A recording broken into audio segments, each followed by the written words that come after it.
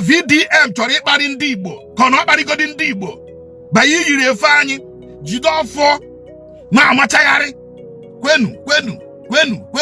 kwenu he ichie hey nze hey ọ kparị ka na-aga ịkparịga ndị Igbo ya face Blord onye ma ya very well gwe ya he should desist from ịkparị ndị Igbo, ịkparị ọdịnala Igbo, ịkparị omenala Igbo, ịkparị ihe eji marụ ndị Igbo. Blord nwanne ya na ya na-emekọ ihe afụgo m ka Blord ikpudo okpu ndị nze ma ọ jide ọfọ n'aka ma ọ yiri isi agụ. Blord nwanne ya na ya na-emekọ ihe ọkwa na suit ka ọ na-anọ. Gịnị mere na vidiyo m ejeghuje yiri odiri efe Blord na-eyi bụ suit mewe ihe ọ chọrọ ime ka ihe o ji bụrụ efe ndị Igbo, ka ihe o ji bụrụ omenala anyị ka ọ chọrọ ije akparị anyị, ka ọ chọrọ ije ememe ọkịrị. Maka mụ na-adịba agwa nwatakịrị na-agba egwu solo ogede si ọmụkwa na solo ogede bụ egwu mmọdị mmụọ omena nkịta na-adịrọkwa n'igwe ọ na-abụkwa n'elu eli karịa ọmịa mbenke ụtụrụ kpakọta rụọ ma ebi ijiji na-anụrụ ibe na-eso ozu a na n'ime ana m agwa anya anyị sị nọ maka na ọ bụrụ ya ka m na-ajụ ọ bụla ya kedu ihe ọ ji eme maka na ogilikili ka a na-abụ ukwu ose a na-alịrị ya elu otu ọkpa na-eturu ọkpa nne ya na-ajalịja. Amaghị m ihe VDM chọrọ iprove site n'iyi isi agụ na uwe eji mara ndị Igbo. Ihe ahụ ọkpa n'aka VDM ọ ga-akọwanwu ihe ọwụ. Ọ bụrụ na VDM na Blord na-enwe problem, they should settle their problem individually without bringing in Igbo tribal, Igbo nation into whatever they are doing.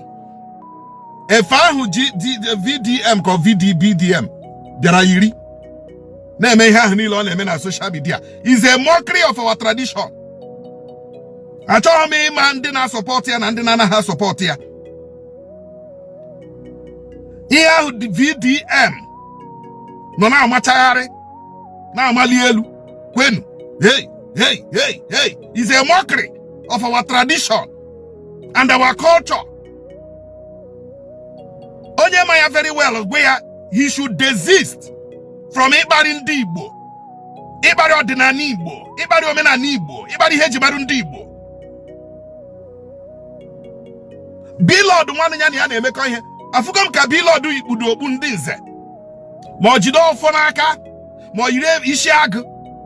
Blord nwanne ya na ya na-emekọ ihe ọkwa na suit ka ọ na-anọ. Gịnị mere na vidiyo m ejeghuje yiri odiri efe Blord na-eyi bụ suit mewe ihe ọ chọrọ ime ka ihe o ji bụrụ efe ndị Igbo, ka ihe o ji bụrụ omenala anyị ka ọ chọrọ ije akparị anyị, ka ọ chọrọ ije ememe ọkịrị.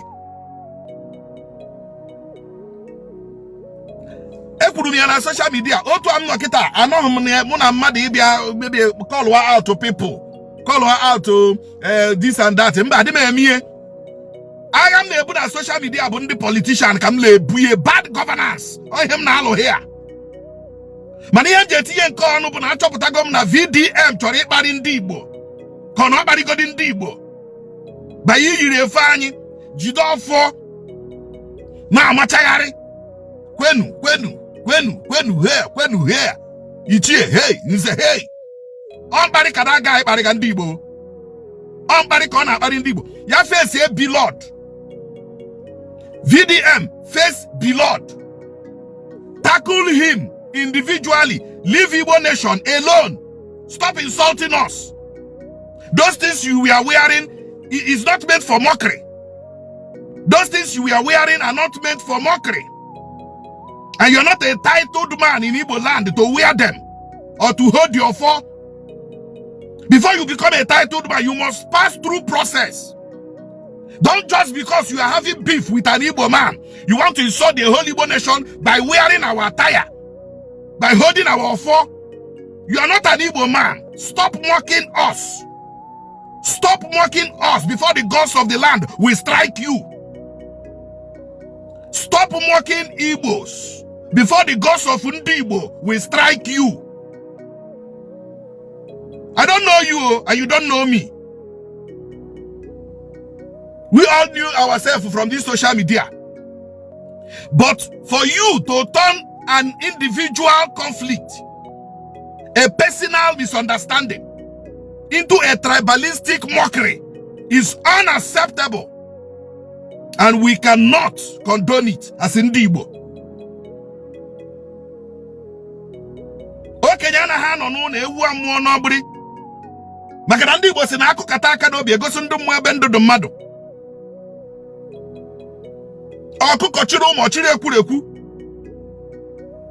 Anyị achọghị mkparị ga VDM, anyị achọghị mkparị ga. Those Igbo people that are supporting you should tell you better.